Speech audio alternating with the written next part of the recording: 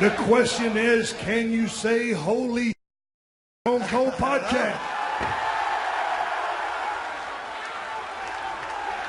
Work with me, people. Yes.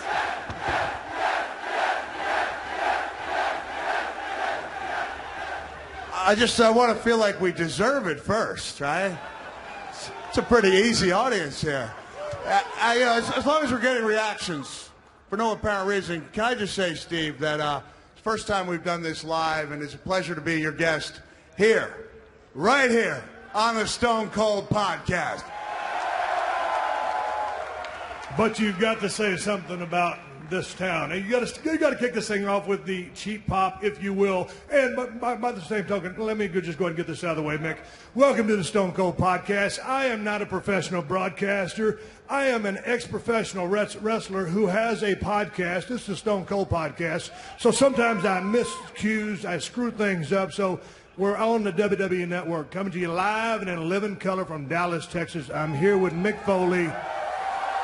This week is kicking in hardcore. It's WrestleMania 32. I'm happy to be here. Thank you guys for tuning in all over the world. Thank you guys for showing up here locally, here in the great city of Dallas, Texas. People from all over the world, speaking many different languages, coming down here to see the event, the spectacle that is WrestleMania. With that being said, Mick, could you please lead these people in with a cheap pop? You're right, I did not include the gratuitous name of the town, a city that means a lot to both of us. City here, right here in Dallas, Texas. That was almost anticlimactic. Come on, work with me, people. We're right here in Dallas, Texas. Yeah. That's as good as it's going to get. Steve, you know, it was here, right here in Dallas, Texas, on the corner of Hold on the corner of Cadiz and Industrial. I'm going to talk about the first time I saw you. A few people out there may know the story, others might not. But I needed a little time off. I was in world-class championship wrestling. I hadn't been home in about 7 months, and I couldn't just take off. So we needed a reason for me to go home for 4 days. So Eric Embry hit me with a cowboy boot. I went off backwards, flat on my back. Spitting up blood, was carried off, and I just didn't feel like in that age and time, like fans could watch me leave. I just didn't feel comfortable because fans at that time would stay and they'd picnic and they'd be out there for several hours. So I went up into a part of the sportatorium there that called the Crow's Nest. And after a couple of hours... It was a kayfabe area with a fence around it. Where families and friends would sit. And gentleman Chris Adams had his first ever wrestling class. And I thought, this should be fun to watch how bad everybody is. And there was some bad wrestling out there. But there was this one guy, long blonde hair, heck of a build, and it was like right away I sat up, I was like, well, don't give away the ending. Yeah, it was stunning, Steve Austin, but I was like, we talk about that it factor, and man, it was like I just sat up and it was like, this kid's going to be something, he's going to be something, and I left the territory within a few months, but I kept my eyes out and my ears open, and sure enough, you kind of fulfilled that prophecy, and you did okay for yourself. Thank you, kid. I appreciate that. Hey, could someone in the back turn my earpiece down? I can't hear nothing, but everything's so loud in my ear. I hear voices, and they're too loud. You're blowing me out. Hey, let's talk about you for a second. I appreciate the plug, and I remember those days back in the day, and you dropping the elbows off the apron. I want to get to all that, but as I saw you coming down that ramp, you're looking good.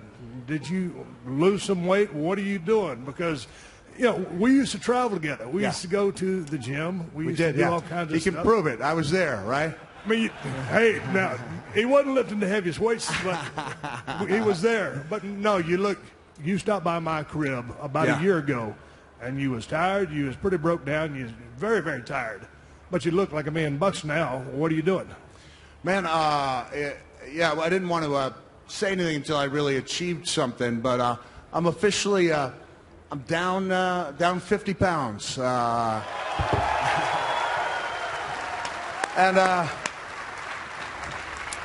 I'm not going to give away my secret, but I will just say one word: bang.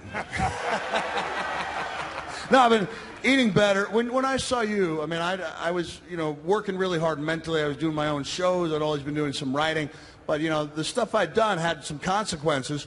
And, man, I'd been, basically told that there was no hope for me as far as my spine went, and you were asking me, is there anybody can help you, anybody that can work with you? And I was like, Steve, I'm honestly, I'm not going to bring this show to a screeching halt because there's kind of a happy, a joyful conclusion. I don't want to give away, I don't want to go into a dirty area there. But I just started working about 5 months ago, and I started making some progress and realizing that I wasn't going to be the guy to go back in the gym and impress anybody. And so, I've been doing a lot of swimming, incorporating the DDP yoga into the swimming. And so even if you see a guy like me, is not a big weight man, I think I used to bench from 425, 4:45 in the evening, something like that. That still works? He's only been doing that for 20 years.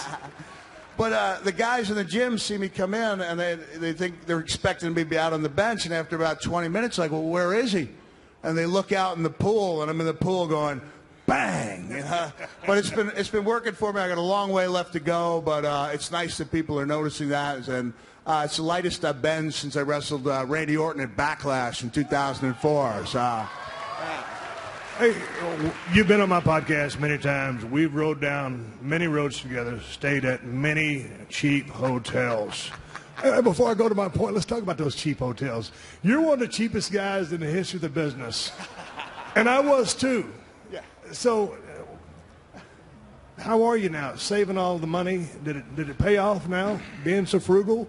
Because were you frugal before you got into the business, or did the wily veteran Skandar Akbar or Bronco Lubitsch say, hey, save your money, kid? I had those guys. I mean, if I had fallen in with a different crowd and said, you need to impress people, you need the Cadillac, things may have turned out differently. I had Akbar and I had Lubitsch. I mean, I remember even when I came back to the Sportatorium when I was with WCW, like, Ak brought me into that back room and he lectured me. Not that I was making any expenditures, but he lectured me about saving my money and not to go out there and buy that car, And I made my share of mistakes like everybody has, but it was always went back to it's not what you make, it's what you save. And hopefully when the younger guys and talking to a lot of the NXT guys, backstage, they might take a look at me and go like, he did pretty well, and he's wearing Skechers slippers, and sweatpants at 50. So, I like that lifestyle. And you and I would duel it out to see who could stretch a dollar the farthest. I think Owen and I actually had a contest with a $20 bill to see how many days or weeks we could last on $20. And, Owen finally tapped out at about the 2-week mark. As many times I've traveled with you, there's a lot of things that I never did ask you. And growing up, back where you grew up, you created this character of Dude Love. I mean, you were backyard wrestling. You were jumping off the roof of your house, doing all this stuff. And then ultimately you get into business. You do a couple of favors. You pay some dues, and you turn into this guy named Cactus Jack. Now, how do you go from a guy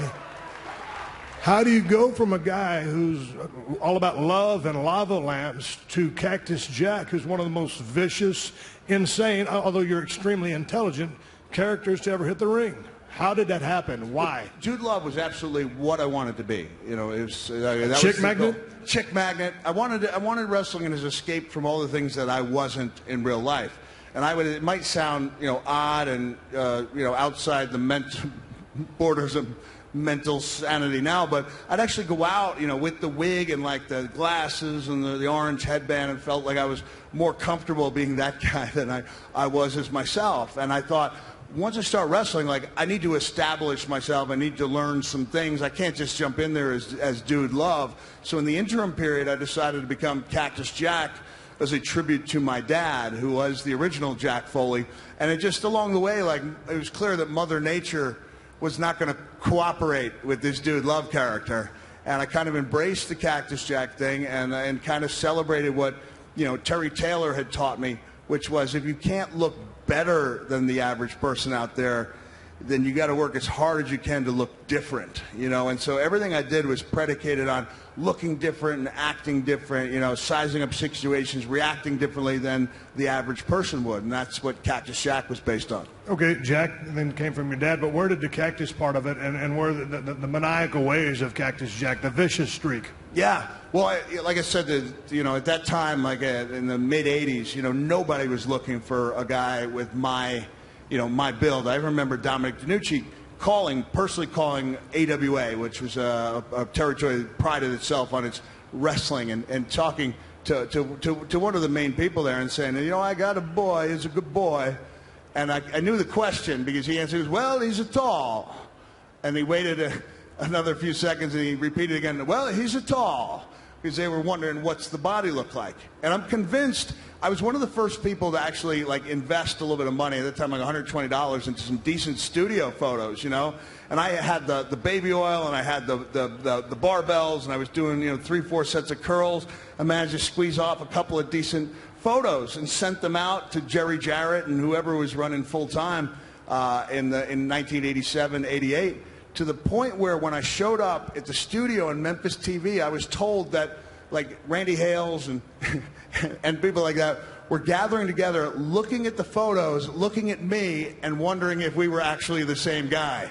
Because I showed up in the studio and there's like the slightest suggestion of muscle on the deltoid. They're like, that's trick photography. It wasn't. I was just said the foresight to put a little bit into that. But I was booked basically on the way they thought I looked in Memphis. And then I ended up keeping the job because I was willing to go to some pretty extreme lengths to make the matches entertaining. And I realized that if I was going to have to connect, I was just telling one of the younger women backstage about how one of the things, biggest threats I faced was trying to be aggressive when I was not a naturally aggressive person, like trying to get that real heat. And the lesson that Terry Funk imparted on me after I wrestled Norman Lunatic and Muckam Singh, where he came up to me and taught me about the parable of the angel and the devil, you know, where, you know, the angel said, without you, there is no me. And he goes, Cactus, Norman was that angel out there, but were you the devil?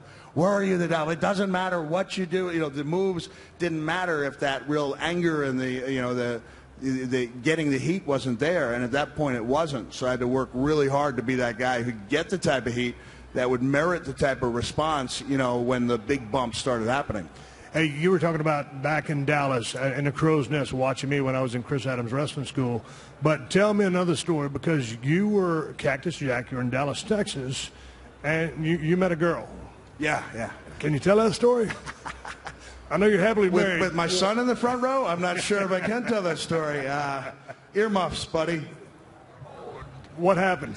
Well, one of the problems I ran into when I was in Tennessee, Robert Fuller was one of my mentors and said, son, Jacko, you're going to have a heck of a time with that accent, because I still had a couple of telltale gives, you know, the Long Island accent. It wasn't strong, but like ball and mall, things like that. So I would go out at night and I'd work on my accent, you know, and I'd be in character all the time. Like, there was no question when you went out in public, you were going to be that character. So I went out to whatever the Roadhouse was about a mile away from the Sportatorium, and I met a young lady, and she liked me, you know, and it was, you know, kind of an instant thing, and we started dating, and I thought, all right, I'm at a crossroads. Do I tell her I am not who I appeared to be? That I don't have the same name, that I don't actually act that same way? And I thought to myself, well, she wasn't attracted to Mick Foley. She was attracted to Cactus Jack. And so the answer I came up to myself was, oh, hell no, I don't tell her who I actually am. And she never really knew. Like, I would have to force myself. As we were driving, get to the airport, and I'm like, oh, there's the University of Dallas. And I remember that's where I would go. I had a couple of friends. I would stop off, and I would get into character at the University of Dallas. I would drive over to Duncanville, and I would essentially put on an extended performance, you know, for the entirety of my time there. You know, again, it was great character building. Wasn't great necessarily for building a quality relationship. So what happened to this relationship? Did it meet its demise because she found out you were actually Mick Foley? She never found out. She knows now because she's watching the WWE Network. Never really. How did you break up this engagement, or did she break up with you? No, you know what? She did briefly break up with me, and then there was a phone call where she had seen on television that I was going to be wrestling Eric Embry in a scaffold match at the Fort Worth Sam Houston Coliseum, and begged me not to do it. I said, well, am I supposed to tell the powers that be that I can't do it because my ex-girlfriend asked me not to? And she said, yes, just tell them anything. And I was up on top of that scaffold, and like my grip gave way. Like even without the considerable weight gain, I was never really a great pull-up guy. My grip gave way, and I hit that canvas, and man, I was in a rough way, and I'd fractured my my wrist. And I saw her there crying at ringside, and she's like, "Will you take me back?" And I was like, "Yeah, oh, okay." And that night, I remember specifically denying the request of her children to have soft drinks with their meal. I was like, "Kids, I think you better have the water. It's free." So even in or out of character, I was always looking to save a couple dollars. Talking about that scaffold match with Eric Emery, everybody has a style that they develop. As a wrestler, I was really influenced by Nature Boy Ric Flair. I just thought he was the greatest of all time. I know you're a big Terry Funk guy. Yeah. But how did you go about developing your hardcore style, which would basically last the rest of your career? How did you come upon that? Because I remember in Dallas, man, I was in the wrestling school. I was just now coming in and watching you come into the sportatorium and run down that apron and dropping that elbow on the guy. That was the hardest wooden floor in the history of the business, and it might as well have been harder than concrete. But tell me about developing your style, because I'm sure when you were in school or learning to wrestle, you're doing the things in your backyard, but when Dominic DeNucci formally trained you, he didn't train you to do that. So what drove you to come up with the style you created? You learn the letters, and then you create your words, and you create your sentences, and then your paragraphs. And they said, if you want to do that other stuff, you can do that on your own. And so I did start adding those things. I basically took what I wanted to see as a fan and tried to make it come to life in the ring. And two of my biggest influences before I ran into Terry Funk, before I became familiar with his stuff, was Bruiser Brody and the Dynamite Kid.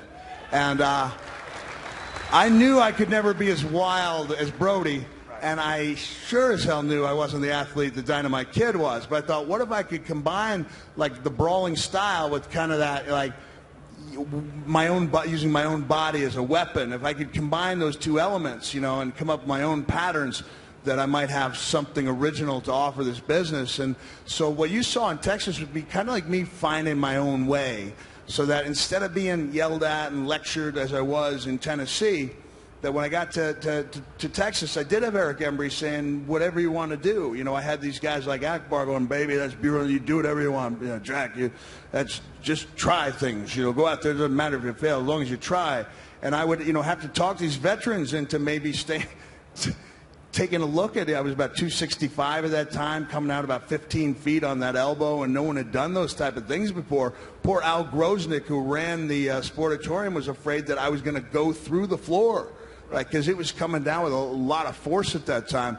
But I felt like I needed to do those things. Structurally, maybe dropping an elbow off the ring apron from that type of height and distance wasn't a very sound idea, but I was building a reputation. Word was getting around. Guys like Jim Ross and Jim Cornette were seeing the show, and I was kind of like building up a name, and that proved to be really helpful for me, a year or so down the road.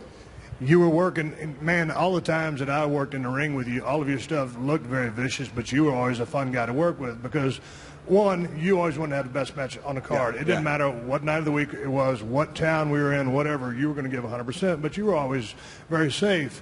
Early in your career, when you were kind of learning the chops, coming out of DeNucci school before you turned into Cactus Jack, you worked with Dynamite Kid. Yeah. He hit you with a clothesline. I think it damn near knocked you out. Yeah, it would be 3 weeks before I would chew solid food again. I didn't know at the time as you wouldn't get those things checked out, but basically dislocated my jaw. And at that time, for about a year, maybe more, that was kind of like the Achilles heel. Every time I got hit on the point of the jaw, that jaw would come out of alignment, and I had a lot of trouble chewing. Thought maybe I'd have to, give it up because I couldn't chew food very regularly. But you're one of the toughest guys I know, and ultimately, after, was it before or after you left WCW, you go to Japan, and, dude, you're in some of the craziest matches of all time. Barbed wire matches with C4 explosives, working with Terry Funk, working with some of the Japanese guys, and I believe, and in my research, it was one night of events. I think you worked 3 times. You damn near got killed using C4 and explosive. I believe you made $300. And you said that was one of the most, your defining moments, one of your proudest moments in the business. Why? Yeah. Well, it was... Do you like pain? No, because back in the day, you would ask. I mean, I thought you did. Now, as we were talking backstage, I know you don't like pain. Yeah. It was, I mean, it was something I worked through, something I accepted from the very beginning. If I'm going to do this, I'm going to have to learn to live with a lot of pain, you know. And then my definition of what a lot of pain was, we kept getting more extensive to the point where, you know, as I got older, it's like maybe some of these things were not a good idea. I never liked it. I'd say it motivated me. Like, I was a guy that, especially as I got older, I needed to be jolted into like almost an alternate reality, you know, like to become that character. For a while, the character, me and the character were, there was a time when there wasn't much difference between Cactus Jack and myself, right? And that was when things were really going smooth. And I'd say that was when, in the Attitude Era, you had guys who were really close to the bone. Well, whether it was you as Stone Cold, me as Mankind, Triple H, The Rock, you know, everybody's just basically themselves dialing it up, you know, to 11, you know. But as I got older and I wasn't really that guy, I would need those shots, definitely. I'm talking about, like, you know, whether it's a frying pan from Edge or, you know, cookie sheet with Edge, to kind of remind me that I was Cactus Jack. So I definitely responded to it. I wouldn't say I liked it, but I'm not sure I could have done what I did without it. But you weren't seeking pain, but that was your desire and your MO, using your body as a weapon and then taking the blows as well. That was your style of satisfying the crowd, giving them every damn dollar's worth. Can I jump off for a second and talk a little bit about Dean Ambrose? Yeah, I want to talk about Dean Ambrose, but I just got one more thing. Before we jump into Dean Ambrose, I can understand you wrestling the style that you wrestled, and I enjoyed wrestling you. But when you were doing the matches in Japan, were you married to your current wife? Yeah. So how do you call up your wife and say, hey, I damn near got killed, almost got blown up by a C4, and on top of it, I made $300. Okay, you can deal with it. How does your wife deal with it? I think, in the interest of fairness, I think it was $400 a day. Hey, when you count a buck like Mick Foley does, you it might add that up. $10,000. It was about $3,000. Now, how does your wife cope with that? Well, we got to remember, my wife had already been on the receiving end of the phone call from Germany where I said, I've got some good news and some bad news. All right, what's the good news? I said, hey, I'm coming home early. She said, what's the bad news? I said, one of my ears is not going to be coming with me. So she was used to some of those phone calls already, and you know, the one that, you know, this was very close to the time I got the phone call from WWE. Like, my dad picked me up at the airport after that infamous tournament. It was then known as a Kawasaki Dream Tournament. It's become known in wrestling lore as the King of the Death Match. And I mean, I was in rough shape. Terry left. You know, Terry came over, and people can read into this what they want. You know, I like to make it so you guys can read between the lines. You know, Terry just came up to me before that last match, and he said, I wouldn't do this for many people. And then we went out there and did what we thought we had to do to kind of live up to the, you know, the standards that people had set. And I was in a rough way, but didn't realize it because I still had that kind of post-match glow. And Terry left, you know, in an ambulance to a hero's farewell. And then I did all the interviews, you know, for a couple hours, and then I started realizing, man, I'm in need of some medical attention. You know, like hands need stitching. The good ear had nearly been lost. You know, stitches above the eyebrow and in the head. And in all that, I had completely lost that. You know, that a good deal of my skin had been burned, you know, off my arm from that explosive. Like, didn't even ask about that. And then it was not until the next day on the flight that arm started turning colors. You know, started drying out, started peeling. And when I got home, you know, I walked in. We had a little apartment in Long Island, and my wife, first thing she did was she went, "Oh my God! Like, was it a smoking flight?" And I said, "No." And I had my dad with me. I didn't want my dad to worry about me too much. And all she kept saying was, "Oh, the smell is just awful. Like, what was it?" Like, and then the moment my dad left, she goes, "Mick, seriously, what smells?" And I rolled up my sleeve and I went, "It's me, you know, it's me." Your flesh was burned. And a couple days after that, WWE had their SummerSlam, and I'm working an independent show, and I run into Kevin Nash and Scott Hall and X-Pac, and I was working a match with Sabu, and just all that skin just kind of came off, you know. Let's get back. Let's go back into that here in a little bit, because I know, speaking of your family, you're talking about your wife dealing with all this. I understand that you've got a project coming up with the WWE Network involving your family. Yeah. What is this project? Well, you know, I could tell you, but I think it would be more beneficial if I introduced my co-star at this point. Please say hello to my daughter, who you've known since infancy. Ladies and gentlemen, say hello to Noelle Foley. Oh, hell yeah.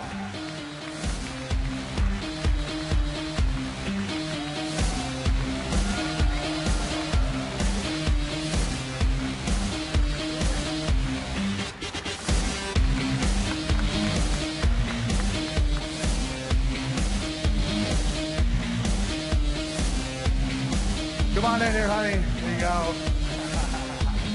Thanks, Noelle. Seat here. You want to sit here next to me?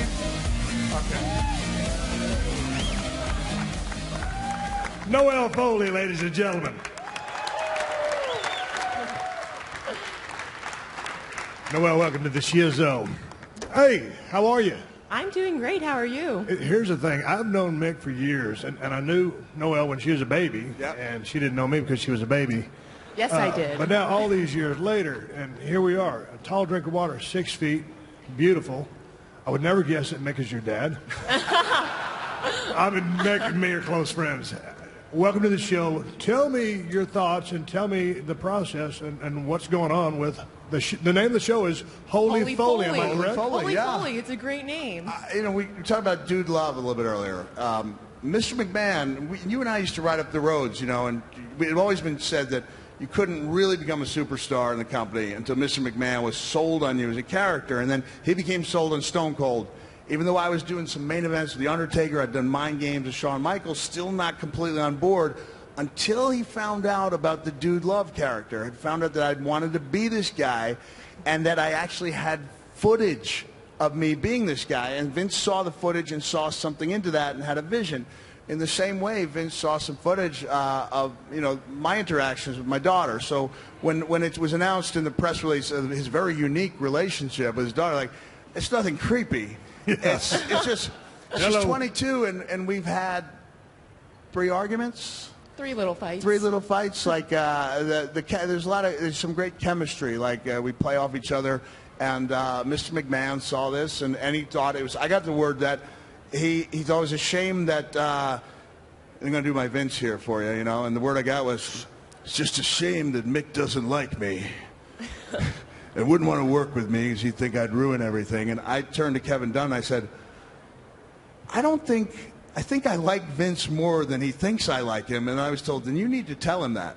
And that was what changed my relationship with Mr. McMahon. And he said, so you'd like to work with us? Yeah, man. I would welcome that opportunity. And so Noelle is here. We're going to try to capture some of that magic in kind of a reality / drama comedy on the network. Okay, that being said, then, Noelle, what is basically the gist of the show? What will it capture? Because I've known you for forever. You're beautiful. You've been doing some modeling, but now also other sights set on maybe something in the business. Yeah, we're not your average family. We do things a little differently, so it's going to be like him doing his thing and me doing my thing, me training to become a diva. You are going to train to be a WWE diva. You're going to get in this squared circle, 20 by 20 ring, and wrestle. Yes. And make your thoughts are what? Because I thought that the way I walked would be the greatest advertisement against following in my footsteps, right? But she loves it. She's been drawn to it since she was a little child. It was never something she phased out of. All my kids. I say that my home is accompanied by the sounds of human agony because my son Hugh has been having matches with his action figures. I just wake up to the words, "Let's take another look at that, JR."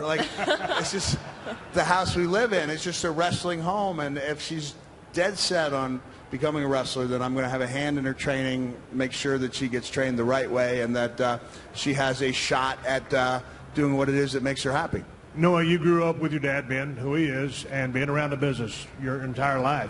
So what are your aspirations? What are your goals as you go into the squared circle to be a diva? And will you try to mimic his style? Am I going to follow his style? Yeah, I mean, they're big shoes to fill, following in his footsteps. I maybe won't follow his style because I don't want to walk like that.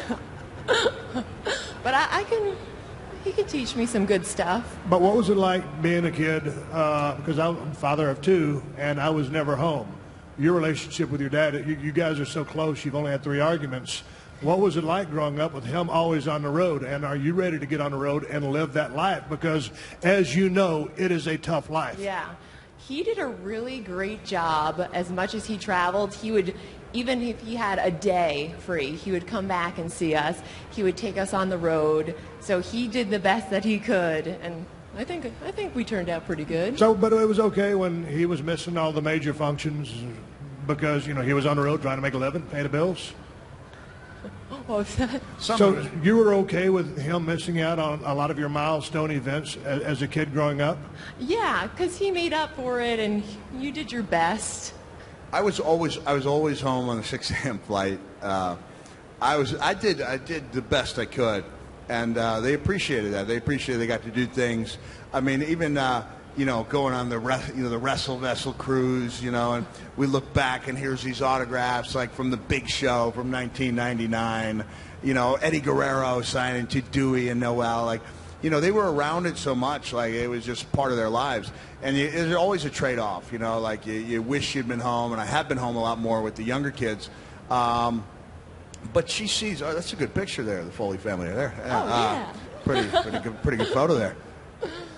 And then she's done a lot of thinking about it, and it's really, wrestling's kind of the love of her life, and she wants to give it her best shot. So when will you guys start filming this project? In about 2 weeks. Yeah. So it's coming up really quick. You've been around cameras all your life. Now invading, so to speak, your home. Are you down with that? You cool with that? Are you ready? Because, I mean, when the cameras start rolling, I mean... We're ready to show people the real us. Would you consider the Foley family to be, quote-unquote, normal, whatever normal is? We're like a weird normal. It's kind of like... Define weird normal before I move on. What is weird normal? Weird normal is like we're your normal, average family, but at the same time, like, well, having him, he's just a weird dad. We make weird noises. Do you remember the Munsters? Noel, are you all as frugal as your father? I really am. So you're not a shopaholic? I'm not, no. Maybe a shopaholic, but I get the best deals. All right, I dig that. All right, we're going to wrap this thing up. Noel, thanks for coming out. I'm looking forward to seeing the show. Good luck with the filming, and good luck with your in-ring career. It's going to be a tough one, as you know it. I look forward to seeing what you can do. Thank you. And don't forget, Holy Foley is coming right here to the WWE Network this August. Yeah! And you heard it first right here in Dallas, Texas. Thank you. Thank you, Noel.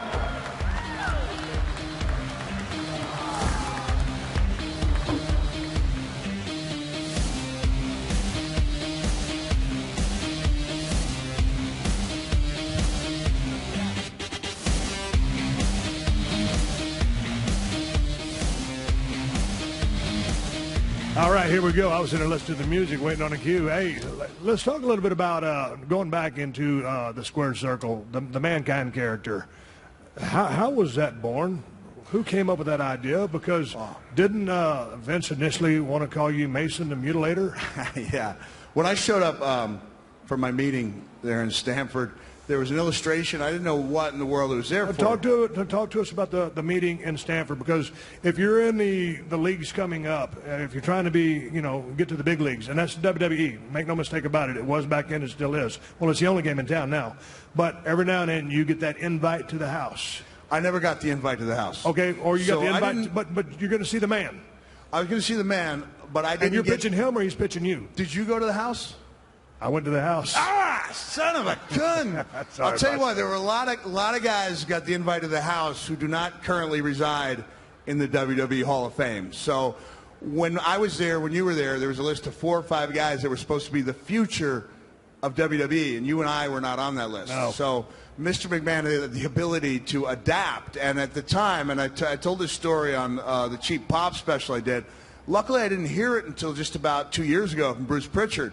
But it seemed odd to me at the time that Mr. McMahon would want to take, a mask that had been made for The Undertaker when he had fractured his orbital bone. It was an idea, it was on the table for The Undertaker. They eventually went with like kind of a Phantom of the Opera type white mask look, which is actually pretty eerie. The Undertaker could make just about anything work for him. And had this look, and he had a reason for wanting to put me under the mask that he gave me. But it turns out that at a booking meeting in 1995, in the fall of 1995, that after JR had come aboard, Director of Talent Relations, and he began this steady push for me, slow, steady campaign, that finally Mr. McMahon slammed his hand on a table and said, "All right, damn it, I'll bring him in, but I'm covering up his face." That's the secret behind the Mankind mask. Really? Yeah. But here's the thing: when Mick gets all trimmed up, you're actually a good-looking dude. And I'm going on record to saying that. So why? It's been well hide your disguised face? for many years, and you know, I bought into the idea that I was the most hideous wrestler. I mean, I had photos that Mick Foley, Cactus Jack, world's ugliest wrestler, and it took me a long time. It was actually on the Today Show in 2001 where I was like, I kept replaying the footage of me and Katie Couric, and I'm like, I'm not a bad-looking guy, you know, but I had really played into it because that was kind of my strength, the facial expressions, the tongue through the teeth, doing whatever I could with whatever I had to make, you know, whatever impression I needed to. I was talking to Vince, and I don't know if you know this, but Vince was against you coming into the WWE, and it was, in fact, Jim lobbying for you, and Vince actually didn't like your work style. Yeah. How hard was it to overcome that barrier, because you would go on to become, what, three-time world champion? One of the top guys. Three-time WWE champion. One of the greatest runs in the history of the business. But, I mean, what I'm saying is you came in, the man saw nothing in you, and you made something of nothing. He saw nothing in me before I came in. I think it's you cannot ever overstate the importance of The Undertaker in your corner, you know, figuratively speaking, because 20 years ago tomorrow, April 1st, 1996, I debuted on Raw, and later on in that program, I came out and attacked The Undertaker, and my entire life changed. You know, the fact that you had a guy, even at that point, 20 years ago, was one of the most respected guys in the locker room, in the business, who wanted to do business, who maybe was tired of just being matched up with guys who were taller or heavier than him, and wanted to do something maybe with some, like some mental dueling, and thought that he could do that with me. And we were able to go out there, and Vince took a chance. You know, he went against his better judgment, went with what Jim Ross thought, with what The Undertaker thought. I mean, he went around to a lot of the guys like Kevin Nash and said, "What do you think about this guy?" And he came away with a little bit different perspective, enough rope to hang myself, so to speak. And fortunately for me, you know, the character just kind of took off, and you and I would drive down those roads, and, you know, we had this bond, you know, kind of formed out of some of the frustration we felt, that, like, the push other guys were given, or contracts we heard that other guys had, and we kind of pushed each other to be better. And I think that was one of those secrets. You know, we were kind of the underdogs there against WCW. Everybody wanted to make each other better. We all wanted to steal the show when the time was right. You know, it was a really healthy atmosphere. You know, there was definitely the competition there, but also kind of like a brotherhood as well. In your career in the WWE, and I want to go back to The Undertaker here in a minute, in a Hell in a Cell match, but in your career in the WWE, you played three different characters. You were Cactus Jack, you were Mankind, you were Dude Love. Did you ever get the three of them confused? Did you ever morph one into the other? Because I thought there was a little crossover, but by and large, they were separate characters. I mean, are you a schizophrenic? Because we always talk about a lot of the good guys are themselves turned up. Are you three people turned up, or one? Well, you know, Dude Love, later, you know, I was able to explore that kind of like nerd zone, you know, when I became the commissioner, and like lose all pretense of being a tough guy, because I felt like I had enough of that on video, you know, as proof. And so Dude Love would later kind of come in, you know, and usher in like the Commissioner Foley era, where I just, anything goes, nothing's too stupid, nothing's too foolish. The stuff we did with Edge was just kind of like magic being created out of thin air. And then Mankind, it was like the darker, like even my son Mickey, who's 15, Mickey would go, "Dad, you know, like the Mankind, like, no, I'm not talking about the tortured soul Mankind, like 1997 Mankind. He'd talk about the lighter-hearted Mankind." But I would have to, like, to get into those matches, I would have to find a way to become that kind of dark person. And I would spend hours in that boiler room. I spent 4 of like my first 7 nights underneath the ring, you know, like under that ring, coming out like, and I thought nothing of it. I thought that's a perfectly acceptable place to get into character and be, you know, rocking. Like even as I talk about it, I kind of rock as the old Mankind would. Well, it's interesting because we were talking about acting backstage, of which you and I really don't care for, but you were Daniel Day-Lewis back in the day because you were doing all the things that he does to get into a role. You realize that now, right?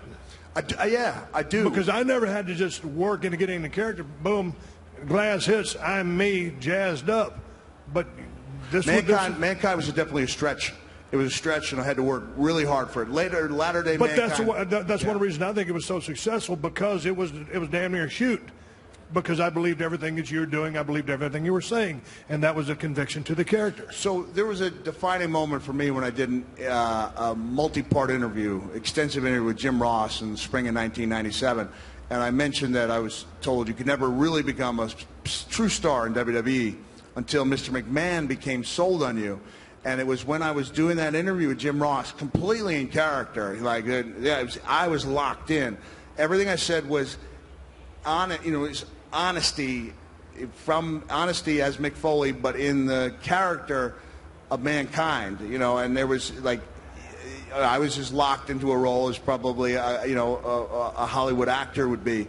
And they went to change a tape at a certain time, and I just heard a voice in the darkness, and it said, "This is outstanding."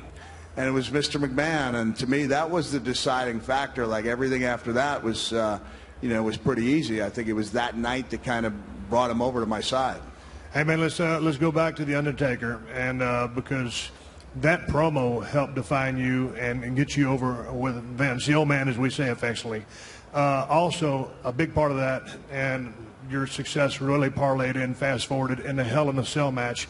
I guess it was '98. It was a King of the Ring, and it was you versus The Undertaker, and it was a match no one would have ever envisioned. I had to follow that match, me and the wonderful Kane, in a first blood match, and we did the best we could.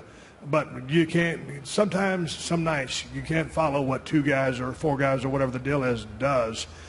The brutality of that match was off the charts, and that plays in going back to the in-ring style that you created. And now all of a sudden, there you guys are. But before, let me go back. Before then, you were thinking about this match and what could you do in a Hell in a Cell. You'd been in many cages. You're there talking with your dear friend Terry Funk, and take it over from here, because that's how this. I'm watching the first ever match between Shawn Michaels and The Undertaker. To me, it was still the best cell match ever. In my opinion, the best cell match ever. These guys are off the charts, and I looked at Terry and I said, what am I going to do? I was never a great cage match guy. It didn't play to my physical strengths. You know, pulling up, it just wasn't physical strength for me. And Terry kind of jokingly says, "Cactus, I think you should start the match on top of that cell."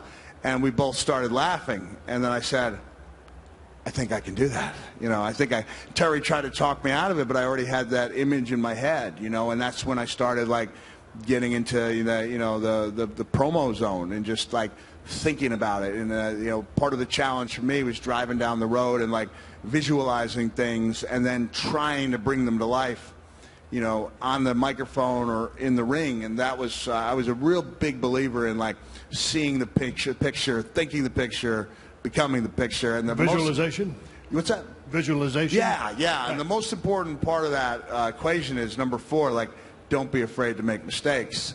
And fortunately, in my case, like, the mistakes I made ended up being career makers for me. You know, like, the mistakes I made happened when the cameras were on, captured, you know, for prosperity, and turned out to be like the milestones of my career, all things that didn't work out quite like I'd hoped they would.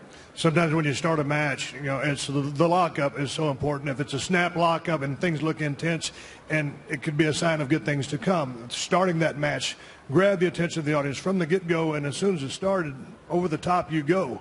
I sent out a question on my Twitter account, and hey, send in questions. I'm talking to Mick Foley. Everybody wants to know about that bump. You're not a scientist. You've never done this bump before. How do you prepare for something like that? What was it like in the fall? What do you remember? Let's just go anywhere with this, because it was one of the damnedest things I'd ever seen, and someone giving their body to try to entertain the masses.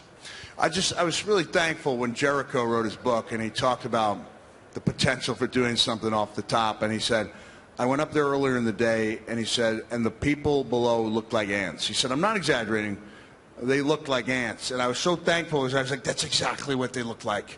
And so when I got up there, I thought, this is the worst idea I've ever had. And I was just trying to think, like, how do I very gingerly climb back down that cell after I'm on top of there? And it was just that solution was worse than anything else I could come up with. And so we carried forward, had no idea, after that kind of epic landing, that things were actually going to get worse for me that night. But they did. And you brought up something when we were talking backstage that like 99% of you either didn't know or forgotten, but like even after I left,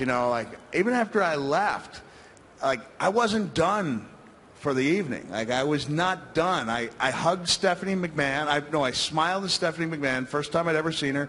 Pat Patterson had a personal real life tragedy, and I hugged Pat Patterson, looked at young Stephanie McMahon, gave her a smile. The teeth were all scattered across my face, and then I went back out there. Well, you went back out there to interfere in my match, Yeah. the first blood match with Kane, but here's the thing. You take the choke slam off on the top of the cage. Someone tweeted me, why did you go back to the top of the cage? You just got thrown off. Why would you go back? But you did. The cage gave way. You landed in a heap. You could have been killed. Yeah. Finally, the match was over. It was one of the best matches in the history of the business. And then you come running down. And really, when I watched the film back, I watched it a Would you couple of describe times. that as running? You were doing the best you could. But you had this kind of gait. You kind of had this smile on your face, whatever it was. Or look at this. There it is right there. Man, that's like a puppy dog running after a bowl of food. And look, you can see. Look what you did to me. But see, look, there's a little bit of. Where's the humanity? But there's a little discombobulation here, because we would do this before we go into. See, now I'm kicking him, going offense here. I normally would just hit the stunner. I don't think you're all there. Do you remember this? Not a moment of it. Boom, you're done. I still have the tacks in my shoes. That's where the JR should have just replayed him, say, would somebody stop the damn match there? Let's talk about a guy you wanted to talk about. Let's talk about Dean Ambrose. Yeah. He's got a big match coming up. He's going to be... Dean Ambrose is going against Brock Lesnar in a street fight match. Dean Ambrose, your thoughts on this kid? We got a few minutes to talk about Dean? Short time. There's a takeaway. I like people to take this away, is that when I talked to Mr. McMahon, I said, I don't care if I'm on once a year, every 2 years, as long as when I come back it's something that has force to it.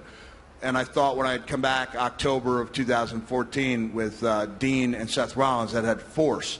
So when I was asked about coming back to do a backstage promo, I first said, I told you I wanted to do something that had force. And they said, well, we think this could be effective. And just in the back of my mind, every wrestler, I think, has this idea that in order to be important, that promo has to be delivered in ring. And if there's a lesson to be learned, it's like I certainly learned it. I went back there. And I wanted to get along. I didn't want to create waves, and I was given a structure, and I didn't think it was great, but I didn't want to make waves. And it was only about 10 minutes before we went on air, and I just had this, this thought, which was, it's not my job not to make waves. It's my job to do the best job that I can while I'm here, and to portray a guy like Dean, who deserves it, in the most positive light I can. That's my job.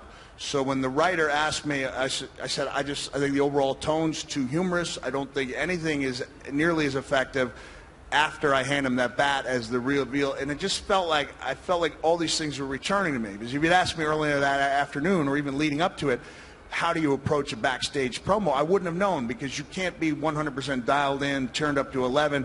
I'm not a guy like The Rock who, through the sheer force of his personality, kind of raises everybody, that tide just raises and everybody benefits. I have to approach it in a different way. And I didn't know how I was going to do it until we went on that camera. And I'd thrown out a line to Dean, and I just given this line about, I'm Mick Foley, and that's what I did. Dean Ambrose, this is what I do. And I threw it away like I didn't think it would work in that setting. And then he looks at me and goes, I like that. And I said, what do you like? He goes, I like that line about you being Mick Foley and me being Dean Ambrose. I said, you do? And I'm so thankful we did that promo live, like that we didn't go back and pre-record it, because we would have been nitpicking it and saying, all right, Mick messed up a word there. And it was so rewarding because I said that line, right, and I could hear the audience respond.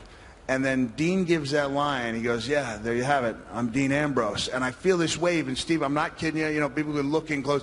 Every time I talk about it, it starts here, the hat, and it goes, sweeps down the arm. It's like 30 years later. Like, I still get emotional when I talk about this stuff.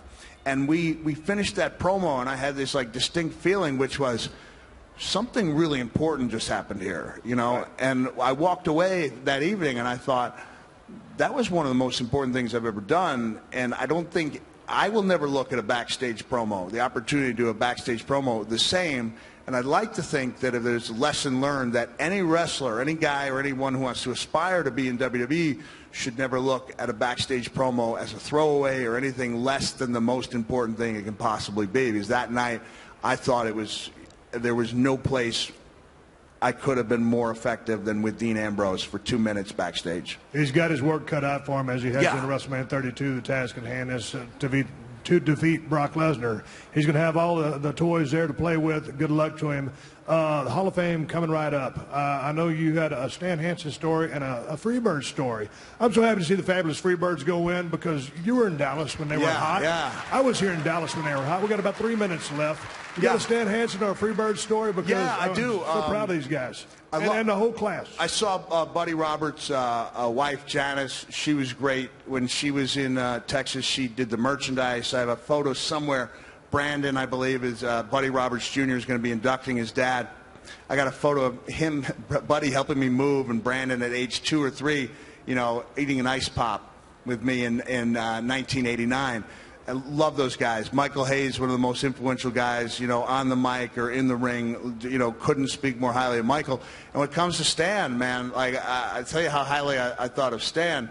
Like, my son Dewey, like, became really close to being called Hansen or Stan, because Stan had that much of an effect on me when I met him in Japan. He talked so highly of his family and what his children meant to him that I called my wife at home and I said, would you like to make a baby?